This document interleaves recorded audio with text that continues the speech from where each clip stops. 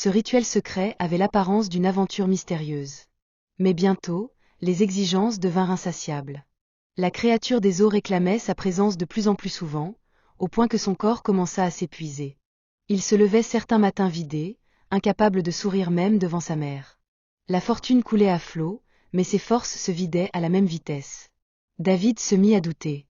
L'argent qu'il offrait à sa mère pour adoucir sa vie ne suffisait plus à apaiser sa conscience. Elle, aveugle mais lucide, lui disait parfois « Mon fils, cette maison est pleine de bruit que je ne comprends pas, mais je sens qu'ils ne viennent pas de Dieu. » Ces mots le transperçaient. Il voulait croire qu'il faisait tout cela pour elle, pour lui donner une vie digne. Mais au fond, il savait que la sirène ne lui avait rien donné gratuitement. Chaque sourire qu'il offrait en public cachait une peur, celle de perdre ce pacte et de retomber dans la pauvreté.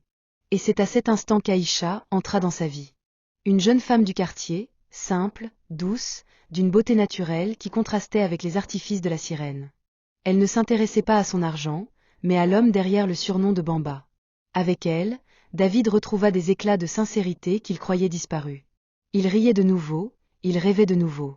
Mais plus il s'approchait d'Aïcha, plus il sentait la colère sourde de la sirène dans ses nuits.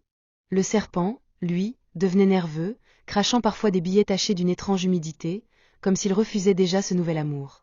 David se retrouva alors pris au piège.